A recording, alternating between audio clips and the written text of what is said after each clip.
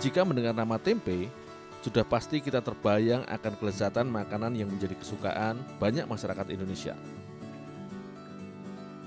Makanan yang berbahan dasar kedelai itu sudah sejak lama menjadi panganan sehari-hari dan bisa dimasak menjadi berbagai jenis makanan.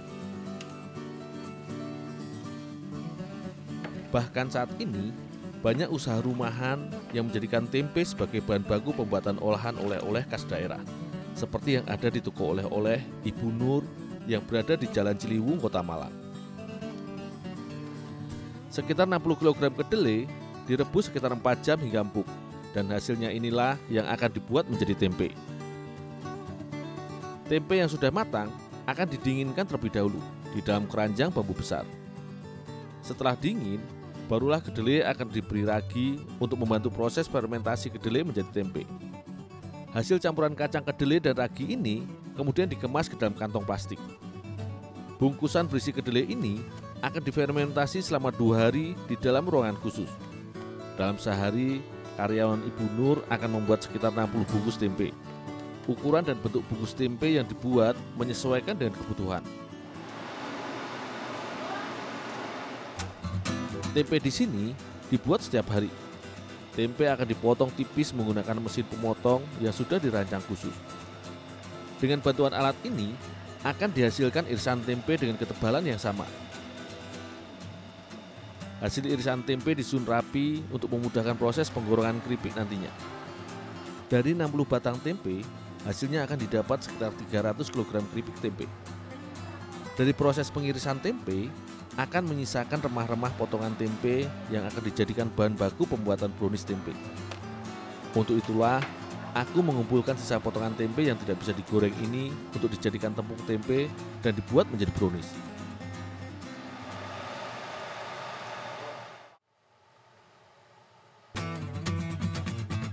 Untuk dapat dijadikan tepung, sisa potongan tempe harus dikeringkan terlebih dahulu.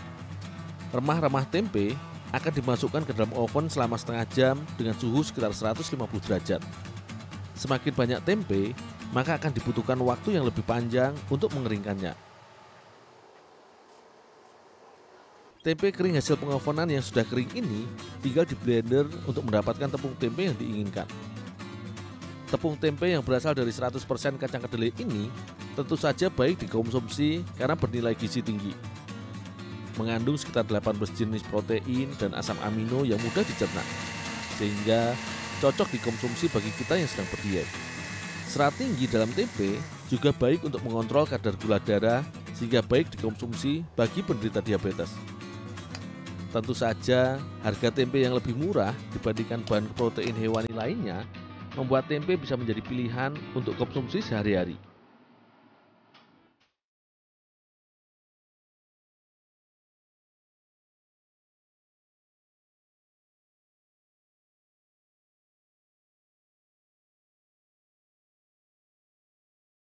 Untuk membuat brownies, dibutuhkan bahan tambahan yang akan dicampurkan dengan tepung tempe yang menjadi bahan utamanya. Campuran telur dan gula dikocok hingga mengembang. Kemudian tepung tempe ditambahkan dan adonan terus diaduk sampai merata.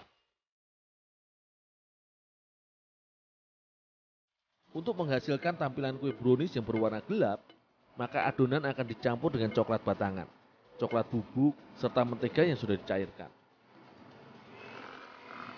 Sebagai pelengkap, irisan tempe ikut ditambahkan agar tekstur tempe masih terasa di setiap bagian kue browniesnya. Semua bahan ini selanjutnya diaduk hingga semua tercampur merata.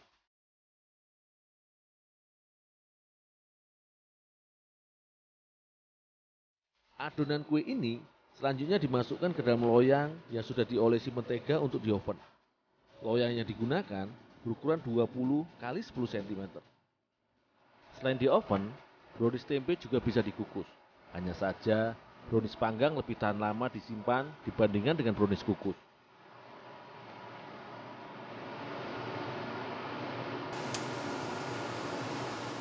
Setelah 1 jam, loyang kue sudah bisa diangkat dan tinggal diberi tambahan topping. Coklat, keju, dan krim menjadi pilihan topping yang banyak digemari oleh para pemburu oleh-oleh khas Malang ini.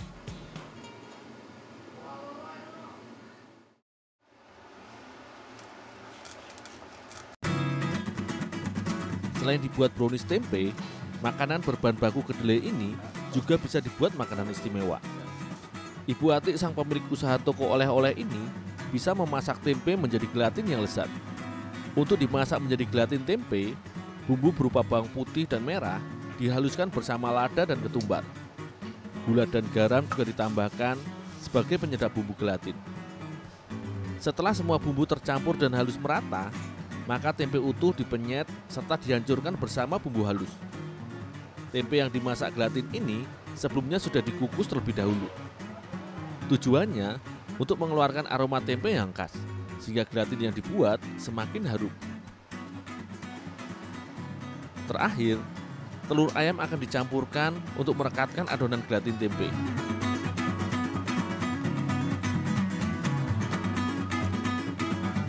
Tempe halus yang telah bercampur dengan bumbu dan telur ini selanjutnya dibungkus ke dalam kantong plastik.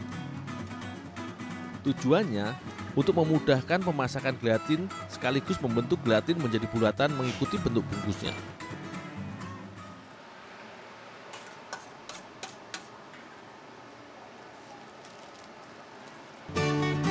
Kedua ujung plastik rebus gelatin diikat dan kemudian barulah dikukus. Butuh sekitar 30 menit untuk memasak gelatin tempe. Pengukusan ini juga akan membuat tekstur gelatin menjadi padat dan kenyal.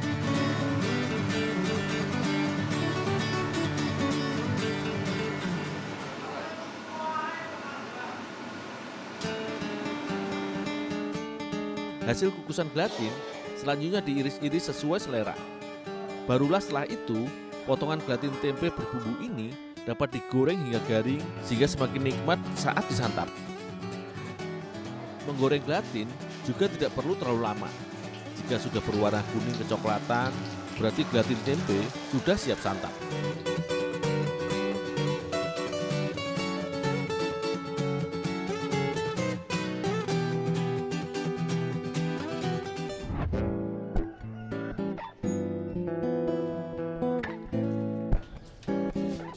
Kekayaan kuliner tradisional lainnya dapat kita jumpai di Desa Muneng, tepatnya di Kecamatan Purwosari, Kabupaten Kediri, Jawa Timur. Di desa kecil ini sangat terkenal dalam keahlian pembuatan cemilan tradisionalnya, yaitu ladu atau sering disebut kebanyakan orang opak ladu. Beras yang aku cuci ini beras yang sudah ditiriskan sejak tadi malam.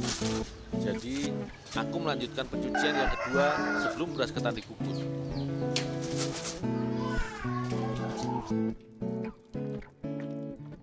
Alat kukusnya terbuat dari bambu dan dandang pengukusnya terbuat dari tembaga. Pemasakan dilakukan selama kurang lebih 1 jam tergantung stabilan api yang digunakan.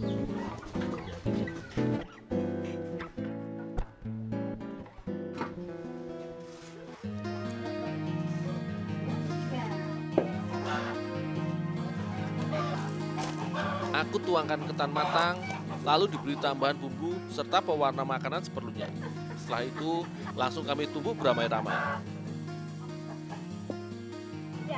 Proses menumbuk dilakukan saat bahan masih panas-panasnya. Tidak boleh saat bahan mulai dingin karena akan sangat kenyal dan susah dilunakkan. Terdengar irama sendiri dalam menumbuk. Kami bertujuh seperti sudah memiliki irama yang sesuai, sehingga alu pendek kami tidak pernah beradu satu sama lainnya. Bahan ditumbuk kurang lebih 20 menit dan terlihat berubah menjadi sangat lunak. Langsung dipindahkan ke tahap pengolahan selanjutnya. Saat aku tumpahkan ke meja kecil ini, beras ketan yang sudah lembut langsung dilebarkan, sekaligus memeriksa kelenturan bahan. Supaya tidak lengket, pada alasnya diolesi sedikit minyak goreng, begitu juga permukaan bahan. Selanjutnya, permukaan beras ketan diblender dengan menggunakan botol bekas. Ini untuk menghaluskan permukaan bahannya.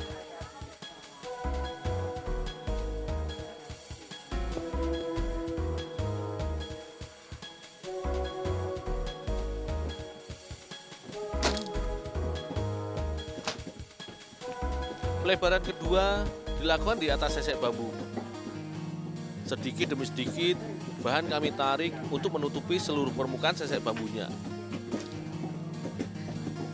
Uniknya, meski ditarik sampai tepian sesek bambu, beras ketan tidak sobek. Minimal harus menutupi semua sisi. Jika ada bahan terlalu panjang dan melampaui batas sisi, akan digunting, sehingga bahan menjadi lebih rapi. Sisi bahan yang digunting akan diproses lagi dengan pengolahan bahan berikutnya.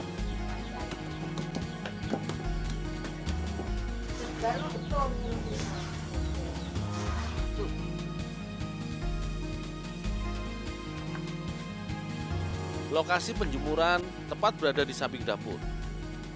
Lama penjemuran selama 1 hari penuh, atau kurang lebih 6 hingga 8 jam baru bahan dapat diangkat. Bahan yang mulai kering lebih kaku dan tebal pada permukaannya. Perubahan ini tidak akan terlalu terlihat kecuali disentuh. Lembaran yang telah setengah kering, aku angkat dengan cara dilipat, seperti melipat lembaran yang sangat tebal.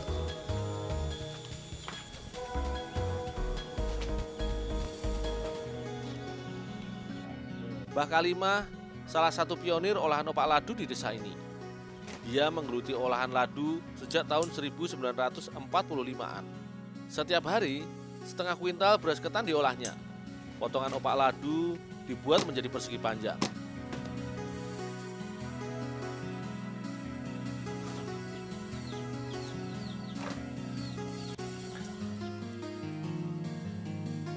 Potongan panjang aku potong lagi menjadi seukuran jari. Tiap potongan aku jaga supaya tetap sama ukurannya. Menggunting opak ladu setengah matang harus dilakukan sedikit demi sedikit. Setiap kali ada bahan yang sudah agak kering, harus langsung digunting.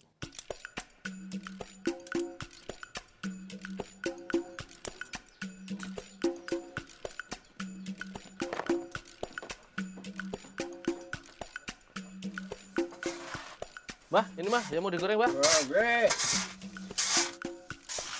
Keunikan kedua dari opak ladu adalah proses pemasakannya yang tidak menggunakan minyak goreng. Jadi, potongan-potongan opak ladu disangrai dengan pasir. Potongan kecil opak akan mengembang menjadi 4 kali lipat dari ukuran sebelum disangrai.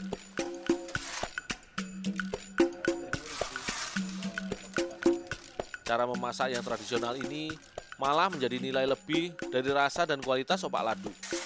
Membuat olahan sangat sedikit mengandung lemak dan menjadi olahan sehat.